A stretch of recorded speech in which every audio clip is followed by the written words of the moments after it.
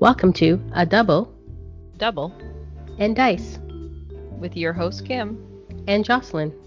Pour your favorite beverage Pull up a comfy chair. because we are ready to roll. Welcome to episode 142 of A Double and Dice. And today, Jocelyn's clixing the clicks. She says clicking. How many clicksings can you add in there? How many clicks can a click? I said click by accident. Not It's okay. clicks. There are people that call it click. Oh, There's really? actually- Just click? Well, there's a podcast that's called Clixing It, Oh, gosh. but the guy that is on the podcast says clicking it. But it's called clixing it? Yeah, it's spelled Clixing It because Heroclix, Clixing Yeah. it. But he calls it clicking it. Oh, He calls it clicks. clicks. Instead of Clicks. instead of anyway. Click. Yeah. So yeah, You can see how you can get a little mixed up. People say words. Yeah, so I'm going to talk about Heroclix tonight. I've talked about Heroclix before, mostly in sort of generic passing, I think. Yeah, not like about it and deep diving into it.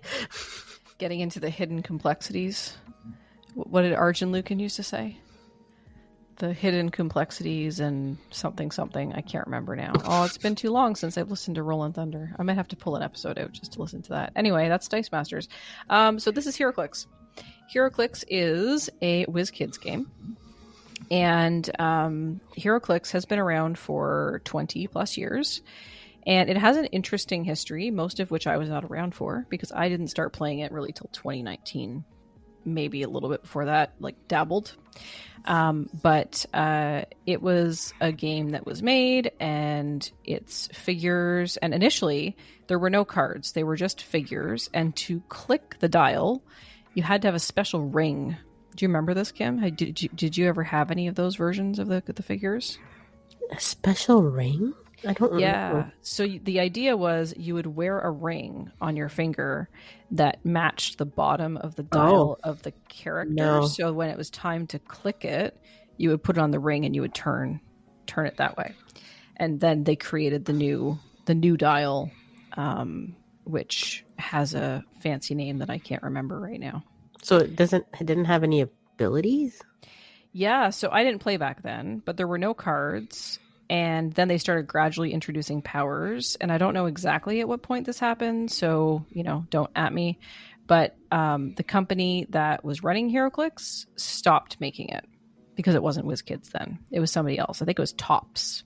And so for a while, there was no new Heroclix. And then I don't know if the fans had something to do with it or if WizKids just decided to pick it up. But WizKids purchased the combat dial system. That's what I was looking for from Tops. And then they started making Heroclix. And at some point in that history, cards came out and characters got powers in addition to the powers that are on the dial, which I'm going to talk about.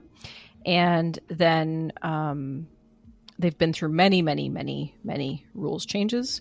And there's a current version of the rules, which was updated 2023. Yeah, 2023 was the latest tweak to the rules. There was a tiny tweak this year. But yeah. So Heroclix, I've said combat dial, I've said figures, I've said cards. So basically the way I try to describe Heroclix and I'm explaining it to someone is it's kind of like chess with superheroes whose powers change when they're damaged. And they don't have to move in a certain way like you do in chess. They can just move freely on the board. Mm-hmm. So that's kind of how I explain it. Heroclix, according to WizKids, is the #1 selling collectible miniatures game in the world with over 750 million plus figures and counting. It is the most purchased collectible miniatures game on the market. And what's interesting about Heroclix is there's lots of people that don't even play the game. They just collect the figures because the figures are cool. Yeah. And especially, I want to say it was, the set was, I don't remember, House of X maybe. It was an X-Men set. Shocking. House of X. And they changed the scale of the figures. So the figures used to be smaller. Now they're a little bit larger than they used to be. And that has allowed them to make them better quality and have better paint jobs. And that's the other thing about Heroclix is they're pre-painted. So a lot of miniature games, I think almost all other miniature games, you got to paint your own peeps. Yeah. Right?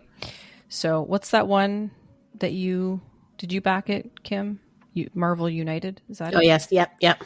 Like all those have to be painted, right? Yes. Like in theory, you could play them unpainted. You could play them unpainted, but you can paint them. Or if you were playing like Warhammer, like apparently if they're not painted, you can't even play the figures. Oh, really? Yeah, there's like rules around that. Apparently. What if you're a sucky person at painting? I feel like if you're someone into Warhammer, you're into the painting just as much as you are into the game. Probably. So anyway, so they're pre-painted, and people just collect them because they look cool. And then in addition to that, there's people that play the games, right? That play the game of Heroclix. So I found that when I first started trying to play this game, I found it very complicated. It stressed me out. So before you go, how did you pick up the game? Rob got it. Oh, okay.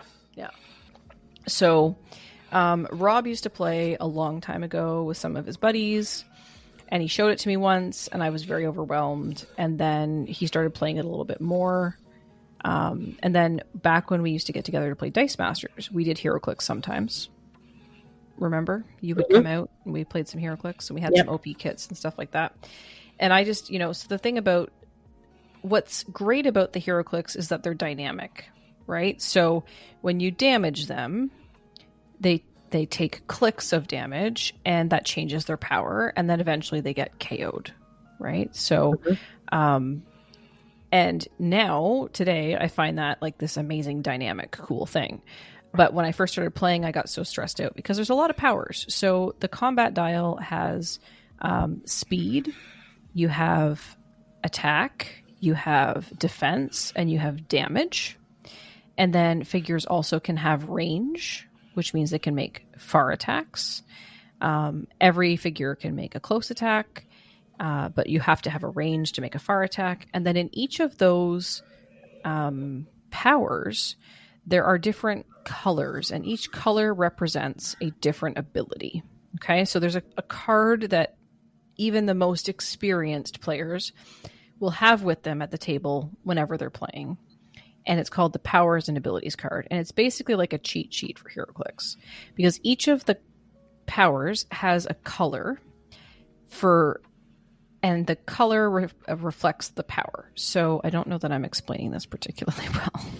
So on your card, there's colors, and each color is an ability. Each color is an ability. So whatever color you're on, that's the ability you get for. But what gets confusing to new players is that there's a red ability for movement, and a red ability for attack, and a red ability for defense, and a red ability for damage, and each of them are different, right? So red on your movement power is called Flurry, which gives you the ability to make 2 close attacks. Red on your attack is called Blades, Claws, Fangs, which allows you to, when you hit a character, instead of dealing your printed damage on your damage dial, you can roll a d6 and deal that much damage instead. So you might be able to deal 6 damage instead of maybe 1, 2, or 3 or something like that. On the defense, it gives you super senses, and super senses says when you would be hit by an attack, you get to roll a d6, and on a 5 or a 6, you evade that attack. And then on the damage dial, a red power is called Range Combat Expert, which modifies your attack and damage +1 when you're making a ranged attack. So those are all red powers. So sometimes a new player will say, well, that's a red power, and they're looking at the wrong part of the powers and abilities card. They're not looking at the right combat symbol. They're like, this is super senses. I'm like, no, that's Range Combat Expert, because it's not on defense, it's on damage. So anyway, so there's a lot of powers and abilities, and they're dynamic and they change. So that can feel very overwhelming. The game also used to be a lot more complicated. So they did a huge rules simplification back in 2020 when the Wonder Woman 80th set came out. And that was when I really started getting into Heroclix, because it simplified the game to the point where it was still complex, but it was much easier to learn because I took away some of like the old weird rules that had just sort of evolved over years and years and years of play that didn't necessarily make sense. So for example, there used to be a thing in Heroclix where if you entered hindering terrain, which is terrain on the map that is colored in green, unless you had improved movement, you had to stop. And while you were in the hindering terrain, if you didn't have improved movement, your speed would be halved. But that didn't tell you that anywhere. You'd have to go into like the big comprehensive rule book to learn that, right? So they took away that rule. They're like, hindering terrain is just like walking through the woods. Like you can walk through the woods. It doesn't slow you down, whatever. You're a superhero. Come on, like let's just go. So they simplified things like that. So they continue to simplify the rules. Sometimes they add things that are a little bit more complex. Sometimes they take things away. Sometimes they add them back in.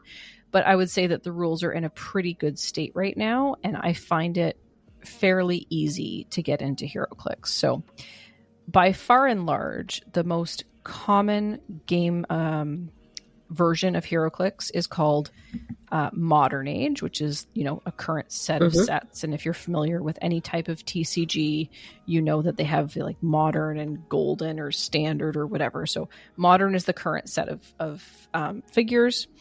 And it's played at 300 points. So each figure has a point value. And then you take as many figures as you can to make up your 300 points. And then there's also things you can add to your team, like equipment. So you can give people, swords. You can give them, there's in the most recent set, they've created destroyer armor. So you can give somebody the destroyer armor and it has 3 different values on it. And by, most of the time, people are choosing the third click, which gives the character giant. So you can be bigger than everything else, which gives it willpower, which allows it to keep moving. It takes tokens off. And then it also gives it +2 defense, and it gives it invulnerability, which reduces damage from opposing attacks. So, you can do all kinds of things like that. They've also recently introduced something called one-shots, which are things that you put on your team. They cost points, and you get to use them once, hence the term one-shot. So when the trigger happens, you can flip that card over. Your opponent will score 5 or 10 points, but you get an extra effect. So there's things like that you can put on your team. So 300 Modern is the competitive format, the most competitive format. It's the most sort of exclusive format and probably the most expensive one to play because some of the figures are harder to get and or more expensive because they're super powerful. Similar to Dice Masters, if you're familiar with Dice Masters or other TCGs, the cards and figures have rarities. So there's common, uncommon, rare, super rare, chase, and ultra chase. Not every set has an ultra chase, and if there is an ultra chase, there's only one. So in the Collector's Trove set that came out a couple months ago, there was an ultra chase collector who is in his demon form. And back in last year's Masters of Time set, there was an Ultra Chase Superman, but not every set has an Ultra Chase in it. So, and if there is an Ultra Chase, there is only one version of that character in the set. So, like one in a box? No, like one in the entire set, and they're very rare and hard to get hold of. I don't know what the collation is. They recently changed the way you purchase Heroclix to come from 10 boosters in a brick to 12 boosters in a brick. In the recent 12 booster bricks I've opened, there have been about 3 super rares and 1 chase figure. Sometimes there's something called a prime. A prime is an extra powerful character that has a green ring, and you can only have 1 prime per team. They also have figures that are what they call unique. They have silver rings, as well as all equipment is considered unique. And what that means is you can't have multiple copies of that version of the character on your team. So that's something that's different if you're comparing Dice Masters to Heroclix, is you can have multiples of the same figure on your team, unless they have a silver ring. So basically, the idea is you take your figures that you like, you build a 300-point team with them, and then you play a game with your opponent, and you play on a map. And maps today are 2x2, so 24 inches by 24 inches. There's 16 squares on each side, and they're simple, and they have like elevation and hindering, and sometimes they have water, sometimes they're indoor, sometimes they're outdoor, but there's a lot of variations. But that's what makes the game so dynamic, because when you're playing, you're not always playing on the same map. You're not always playing in the same version of the team. Like, there's a lot of things that can change, and a lot of different figures that do different things.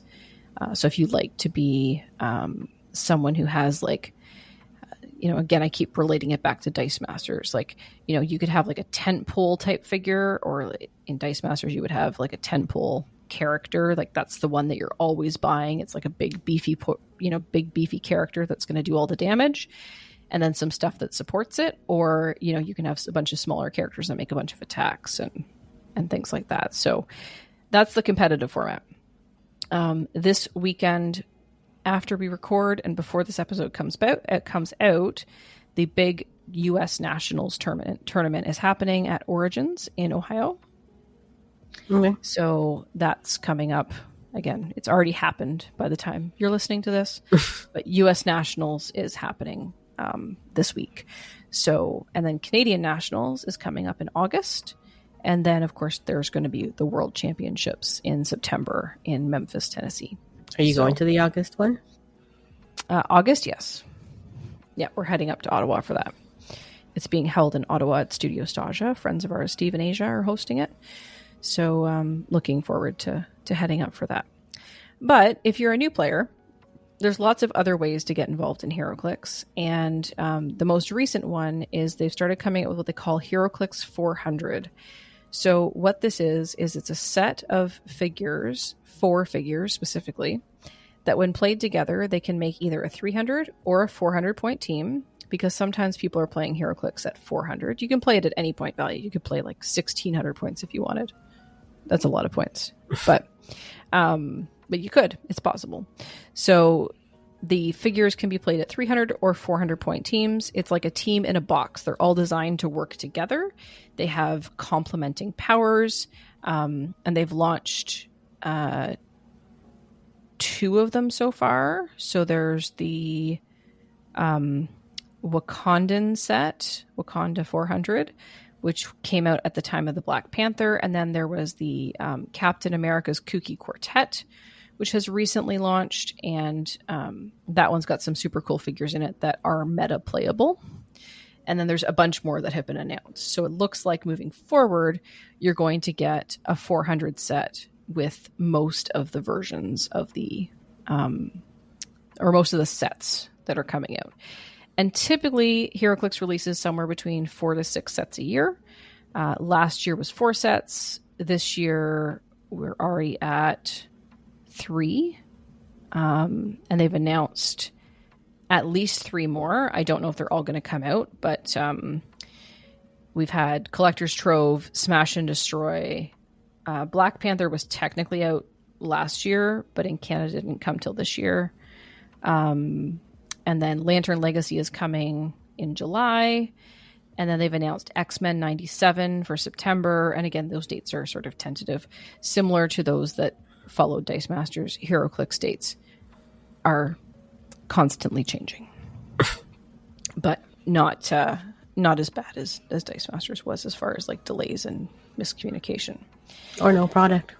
Or no product. Or no announcements. So they have been working really hard with Heroclix to engage the community, to build up awareness. And they've done a few things. WizKids has done a few things to try and do that. So one of the first things that they've done is they've started to work with lots of different types of people to share their content. So they often send booster bricks out to Heroclix content creators. There's lots of them because the game is very popular as far as, WizKids goes. But they also send them out to like random influencers and things like that. So I've seen Kelly Sudconic open a brick of Heroclix. She is a comic book writer. She's married to Matt Fraction, if you know Matt Fraction, he wrote Hawkeye. Anyway, so I've seen her unbox things on Instagram. I saw a weird one this week, or last week. It was some puppet channel. Okay. I guess the puppets did the unboxing. They have like 1 million subscribers or something. Oh my gosh. I'd never heard of this channel before. But I guess they focus on unboxings, and they sent them a brick of Smash and Destroy, so they opened it up. Did they smash and destroy it? I didn't watch the whole thing, but they were puppets and they were unboxing. It was interesting. So, they send stuff out they're trying to create more awareness of the game. The other thing they're trying to do is communicate better. So they have a specific WizKids Heroclix Instagram and a WizKids Heroclix Facebook page, in addition to their website, which has recently been revamped. I realized tonight when I was prepping for this episode, it's been updated. They're still working through some of it. And they've also partnered with, just like many games, there's fan-run databases and things like that. So, again, for those of us that are Dice Masters fans, you remember the Dice Coalition Team Builder. So there's a really savvy tech person in the community. His name is Clay Wood. He plays Heroclix. He's a very good Heroclix player. He's got a lot of programming background, and he just wasn't happy with any of the fan-run sites that were out there for Heroclix, like collections or team building, etc. So he built his own website called HC Units, and it is head and shoulders above anything we've ever seen from any game that I've ever played that has fan-run sites. And WizKids is now supporting him in some way. So I hope they're paying him. I don't know for sure. But they actually feature HC Units now on the WizKids Heroclix homepage. And it get connected, sign into HC Units, build your team, share your teams, go to the Facebook page, go to the Instagram. They've put some new pictures up. It talks about, how do you elevate your game? How do you get into the game? Where to find people that are playing the game, all that sort of stuff. They've done a whole bunch of work on the website. And again, it still needs a little bit of work, but it's moving in the right direction. So basically, I've gone in a lot of different places, and I have not done a great job of explaining this, but it's a one-person versus one-person game. So one-on-one, you're battling against each other. You're typically playing 300 points in Modern Age. They also have a Silver Age format, which is 400 points. It has a very extensive ban list because this many years of the game, things get really complicated and really broken, especially when they change the rules and things like that. So they extensively ban things in Silver. And then they have a format that's really good for entry level called Pulp. And Pulp, you can only use common, uncommon, and rare figures, and you don't get access to any of the extra stuff I talked about, like equipment and one-shots. And again, you're not paying for the expensive pieces, the super rares, the chases, and the ultra chases that make the game super interesting and unique. So that's sort of the constructed formats. Now, I, like many people, like to draft things. Do you like to draft things, Kim? I do. So in Heroclix, they don't really have a draft format, but they have two different types of, well, I guess they kind of do. They have a sealed format. So sealed is typically 2 boosters or 3 boosters. 3 boosters is called supercharged sealed. So you get 2 boosters of product for a standard sealed event. You build 300-point team with your 2 boosters, and then you play a round of Swiss with your opponents. 3 rounds of Swiss, 5 rounds of Swiss, depending on how many players there are. Supercharged sealed, you get 3 boosters, 2 are from one set and 1 is from a different set. And then you build a 400-point team. And similarly, you play, a round of Swiss with however many people are there. So those are the sealed events. And then the drafting version is called a battle royal. So a battle royal is played with typically 4 players. And it's a timed event. And what's interesting about a battle royal is everybody gets 5 game elements, I'll say, because sometimes it's not figures, because a booster typically has 5 game elements in it. So what happens with that one is you pick one out of the booster you open, and then you pass it to the player on your left. And then they pick one, and then the next one picks one, and the next one picks one, and then it comes back to you. So you get one of the figures or game elements that was in your booster. First, you get to take your first pick, and then you get the last one that's left over that nobody else bothered to pick. And when you play a battle royal, there's no point limits. So you can play everything at the top line. So sometimes your battle royal team is like a lot of points, like 700 points, 800 points, and your opponents have similar appointed teams. And then you just play your game. You get a number of actions in all versions of the team. So typically you get one action per 100 points of the build total. So if you're playing a 300 point team, you get 3 actions, and an action can be move. It can be take a power action to make, a specific type of attack, or it can be move, attack. I guess that's basically it. So there's support things. You can like move other characters around and abilities, what have you there. Yeah, abilities, things you can do like that. There's free abilities, there's paid abilities, and really it's a hard game to describe. I feel like I'm doing a really bad job of describing. Well, you missed 2 things. What did I miss? Oh, tokens. Mm-hmm. Actions, tokens, dice. Yeah, I didn't mention that. So I did mention rolling dice, like rolling a d6 for a super senses roll or a blades claws fangs roll. But that's a good point. So when you're making your attack, you have a stat on your attack dial. Then you roll 2d6 and you add that to your attack stat and compare that to your opponent's defense to see if you hit them or not. And then if you hit them, then you deal the damage based on your damage dial. And then you have to indicate which characters took actions each turn. So you use tokens for that. So a lot of time people use poker chips. Sometimes people use dice. There's lots of, you can basically do it any way that you want as long as it's clear to your opponent what you're doing. And once a character has taken 2 actions and has 2 action tokens, they can't act again until they've had a turn to clear.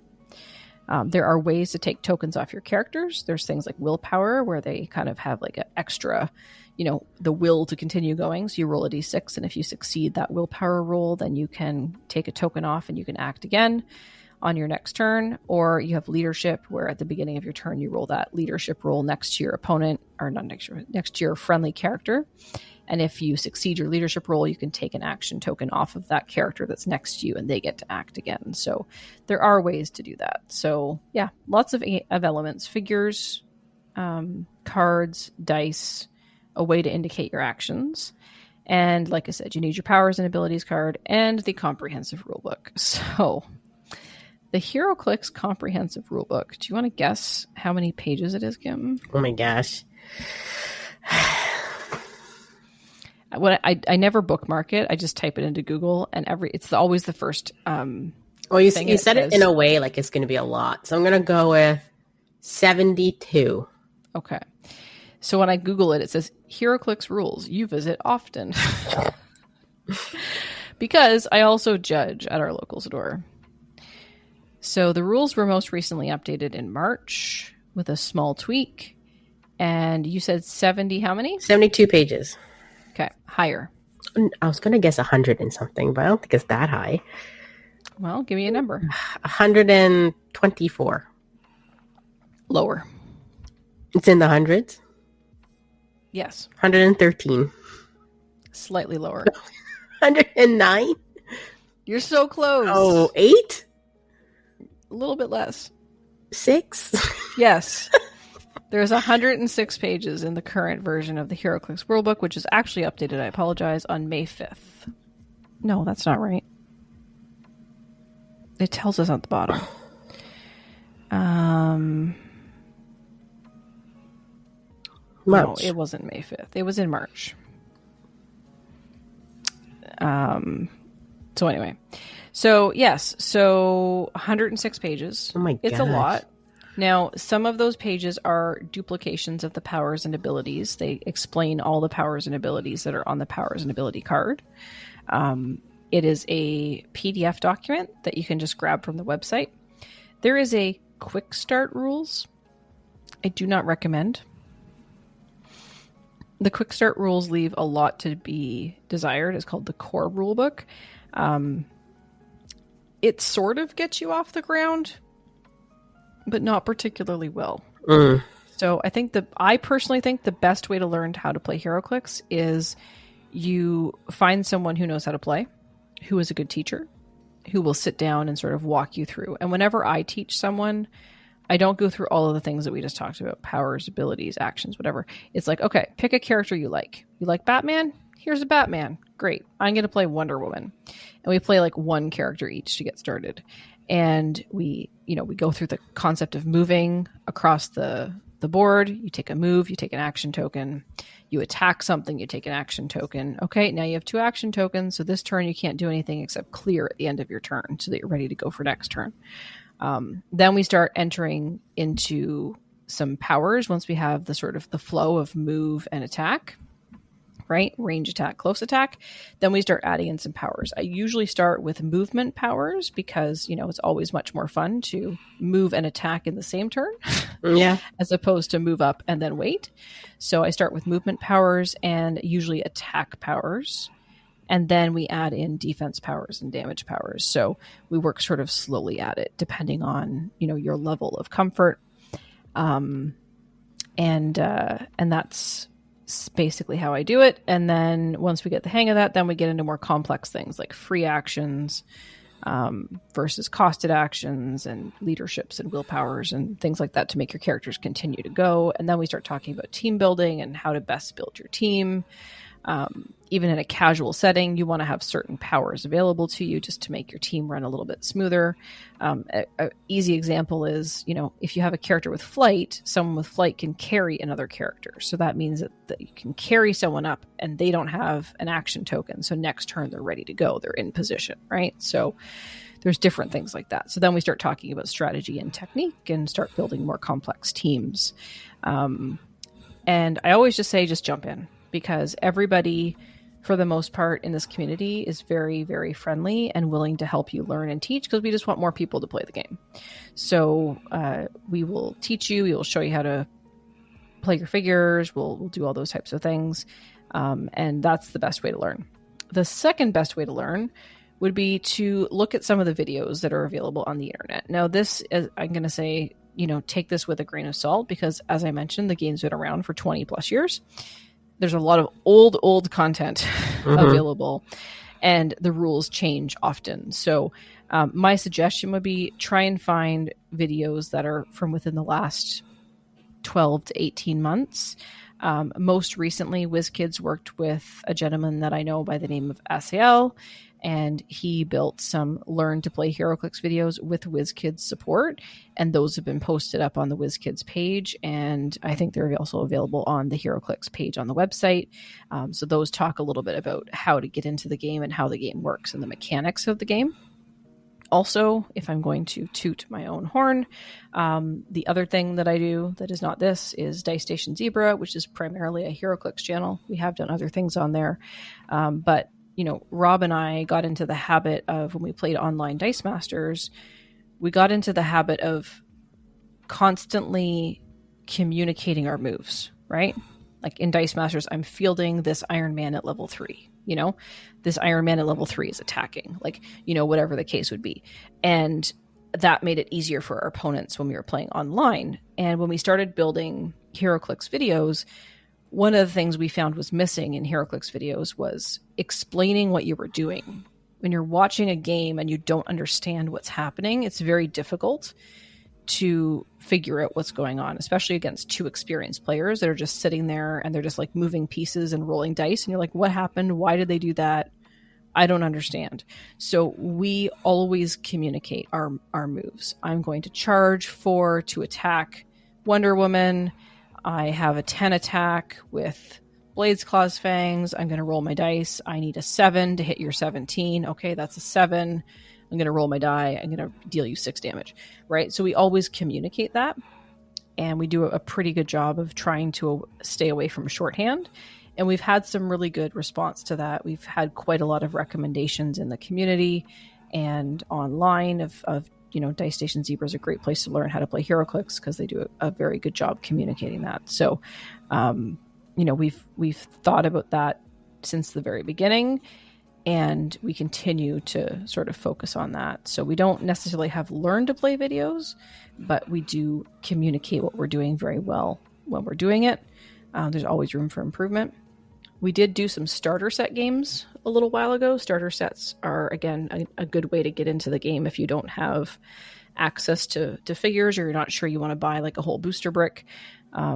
Starter set figures, again, are also designed to work together, and they have advanced styles and basic dials. So it's a good way to learn as well, because you can start with the basic dial and then move up to the advanced dial with the same figures and get some additional powers and traits and things like that. So those are handy, and we did some videos on those.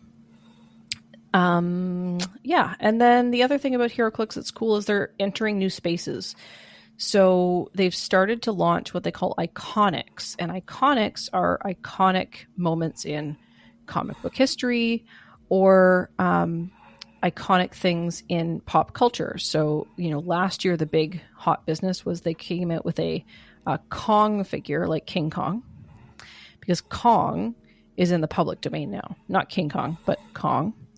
And he's fuzzy, he's flocked. So there's a great big gorilla, and he's super powerful, and he was being played in meta all the time. And, so that's something they did. They did a Sherlock Holmes set.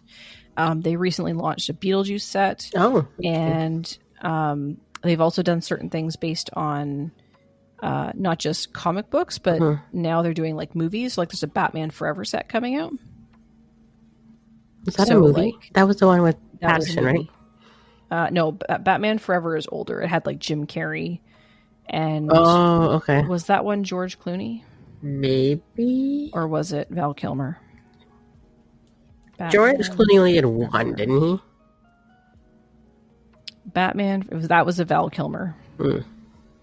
But the Joker was Jim Carrey, and it looks like Jim Carrey, right? The Two-Face was Tommy Lee Jones, and it looks like, like that Tommy Lee Jones sort of. They've done a really good job with the sculpts. Iconics are a little bit more expensive. They're definitely the quality of the figures and the paint and how they look and feel is much even more advanced than sort of the standard booster bricks. And again, they are shelf pieces as much as they are game pieces. So you can play them or you can just collect them. So, and iconics are kind of like one and done. So once they sell out, they're no longer available. So you have to get them while you can. There was a set last year, I want to say it was like Death of Superman. And it was an expensive set. It had a lot of figures in it. It sold out everywhere. And like people were selling it on the secondary market for 2 and 3 times what it was being sold originally, but you couldn't get it anymore. So it's very much a collectible piece. So yeah, so those are, different ways they're getting stuff in. I like that they're doing things in public domain. So, there's is there a list here? Oh, and then that also includes D&D. So they've started doing some D&D ones. So there was, I'm like, the Eye of the Beholder, the Den of the Displacer Beast, and there's going to be an Owlbear one coming out. Owlbear? Oh, Owlbear. Yeah. Owlbear, yeah. So the Displacer Beast, it came with the Mimic and the Longsword in addition to the Displacer Beast. And the Beholder came with the Treasure Chest and I don't remember what the other one was. The Treasure Chest and something else. So there was some equipment in there. The Owlbear is not out yet. It's expected to come out in July, but it comes with a couple of extra pieces as well. So there's the Owlbear and things like that. So you need a map, you need figures, you need tokens, you need dice, and you need the cards that go with your figures, and you can play Heroclix. So Clickty click click clicks. Clickety click click clicks. Yeah, they did Sandman recently. So Sandman came out. If you're familiar with that comic book and television show, there was a Mr. Freeze and a snow globe. They did 2 Peacemaker sets. So if you watch the Peacemaker TV series, Superman, of course, Kong, Sherlock, we talked about that, Beetlejuice. Oh, for Valentine's Day this year, it came out late. There was a delay. They did a Cupid Deadpool. Last year they did a Poison Ivy and Harley set called Roses for Red. And the first ever Iconics they ever did was the pointing Spider-Men. So you've seen the meme where the Spider-Men are pointing at each other. And that's like a first appearance thing. And they did that. So that was like the first one they did. They also did what they call Captive Hearts Wolverine, which is, again, the Wolver meme, where Wolverine is lying on his bed looking at the picture of Jean. Yep.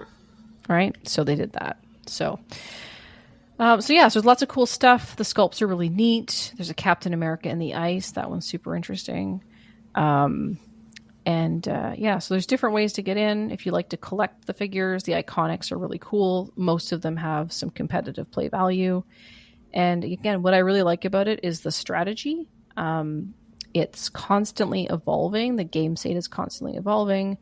Your powers change based on how your characters play and how they're hit and how they're damaged, and you can heal them and all kinds of stuff like that. And you play your game to time, and whoever has the most points wins. So, competitive events coming up. There's Canadian Nationals. We mentioned that. It's going to be the first weekend in August. It's going to be held in Ottawa. So if you're interested in coming out, in addition to the competitive event, there's going to be side events, casual events, and battle royals. So that's something you can do. A couple of weekends ago, Rob and I were up in Ottawa at Studio Stasha, and we played in a 300 Modern event that they had booked up for the day. And we had a really great time. So it's a great place to play. It's a great community up there. And I'm looking forward to seeing them run Canadian Nationals and getting a chance to potentially do a little bit better than I did last time. I had some bad dice rolls. It always comes down to dice rolls. And some bad matchups. Like, when we were playing competitive Dice Masters there, especially in the last little while, like, remember, like, it was all Master Mold? Right? Everybody was playing Master Mold with the Sentinels, and there wasn't really anything that could beat that. And in Heroclix, there are, similarly powered teams in the competitive meta that are super powered and can't, I want to say can't be countered. Everything in Heroclix can be countered. So it's just, you can get bad matchups and you can have bad dice. And those are things that can impact your ability to play the game. But my matchups in that game were the first round I played Devin, who is a past Canadian Nationals champion and probably one of the smartest Heroclix players that I've ever met. My second round opponent I won against. It was a close game. And then my third round opponent was playing the Ultra Chase Collector, which is just a very big, beefy figure. And I just couldn't get through because my dice were rolling too low. So 3 rounds and I came in 11th. So I'll take it out of 14. So, but if I'd won that last game, because I wasn't going to win against Devin, there was no way. I've only ever beaten Devin in Sealed. I love Sealed. And, Devin's a really good player. But some of it's what you pull, and then some of it's how you play it. So I just, I've had some good luck against Devin in Sealed. I've beat him a couple of times in Sealed. He's beat me a couple of times in Sealed. But I will never beat Devin in competitive play. It's not going to happen. Like, something horrible would have to happen for that to happen. Like, he doesn't get bad dice rolls? He builds teams that are contingent on, if the dice is bad, he can still make it work. So he makes sure he has enough probability control, which allows him to reroll attack rolls or whatever. Or he has a lot of rollouts on his characters. Or he has a lot of perplex, which allows him to adjust attack or damage values. Attack or defense values. He just builds very creative teams that have a lot of flexibility, and he can sort of adjust his team accordingly. He didn't win the tournament. The tournament was won by a fellow Toronto player, Mike. Mike just had the perfect answer to Devin's team. So, it's not impossible for Devin to have beaten Mike in that instance, but it's unlikely. So, I find it's never really impossible in Heroclix to beat somebody, even if they have a good team. So, unless they're Devin. So yeah, it's a decently sized community. As I hear it, it's not as big as it was pre-pandemic, but it is growing, and there are more and more people playing. And as we record this video, the most recent set, the Lantern Legacy, is in the process of being spoiled. So Scott Porter of Ginny and Georgia fame and Friday Night Lights and other things that I can't think of, he is a huge Heroclix player. He's been playing since the very, very beginning. And when Heroclix sort of went into their hiatus before WizKids started selling them, he was trying to find ways to create interest in the game. And when WizKids picked it up, he, reached out to them and said, hey, like, I want to help promote this game. How can I help you? So they send him a brick of every set, and he does unboxing videos. There's 5 days of unboxing videos. So we're on day 2 today. And then at the end of the unboxing, he will raffle. He does an auction, and he auctions all of it off for charity. For the charity he supports is called Heroclix for Huntington's disease, because Huntington's disease runs in his wife's family. And he's a huge proponent of fundraising for that under medically researched disease. So he auctions that off. So Lantern Legacy is currently in the process of being spoiled, and it's supposed to be out sometime in July. Cool. Scott Porter was in Lucifer. Ever watched that show? I didn't watch Lucifer. No. Good show. I've seen him in lots of things. Like, as I've been rewatching things, I've seen him pop up. Like, he popped up in The Good Wife. I didn't know he was in that at the time. I didn't know who he was. And I think there was something else I saw him in. I can't remember what it was right now. But anyway, he's been in all kinds of stuff. But lately, the big thing he's in is Ginny in Georgia, which is filmed here in Toronto. So when he comes to Toronto, he goes and plays Heroclix at Game Time Collectibles in Mississauga. So yeah, questions. I feel like I've just been talking at you, Kim. No, I have no questions. Kim doesn't play Heroclix anymore. No. Nope. I spend my money on board games. Yeah. So, and that's okay. It's not for everybody, but I really like it. I really enjoy it. It's a lot of fun, and I enjoy making content with Rob on Dice Station Zebra. And if you don't follow us over there, give us a follow. YouTube.com/Dice Station Zebra, and check out some of the Heroclix content. Cool. Yeah, that's it. That's all I got. All right. I'll do the ending. Okay. Nothing else?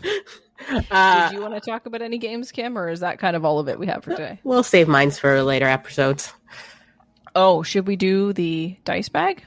There is nothing in the dice bag. There's nothing in the dice bag, people. Dear. I opened the dice bag and I hear crickets. Maybe next time. Maybe next time. Maybe next time. Cool. Anything else? I don't think so. All right, let's see if I can do this. Heroclix forever, so. Let's see if I can do this. Where can you reach us? You can reach us on email. Look at that. People can email us at triple-d-podcast@dm-north.com. You can reach both Jocelyn and I on Discord. I am Super K and Jocelyn is Joss Stitch. Where else can you reach us? All the socials. Facebook, DM North TV. Let's see. Facebook, X, Twitter, whatever it's called. Instagram.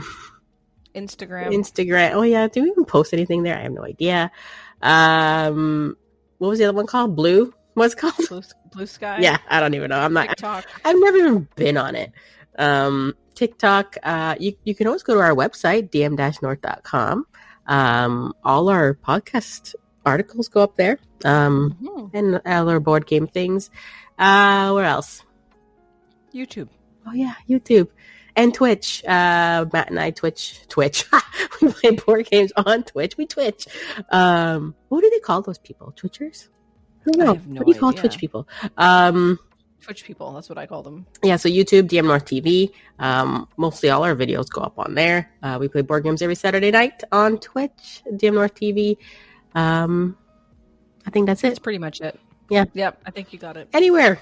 We're anywhere. We're everywhere. We're everywhere at DM North TV. Yeah.